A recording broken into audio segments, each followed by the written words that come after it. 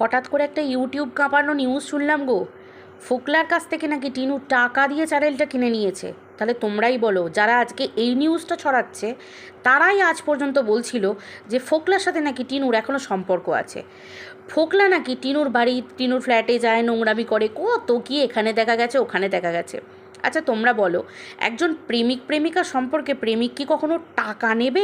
প্রেমিকাকে চ্যানেল দিতে গেলে সে তো এমনিই গিফট করে দেবে।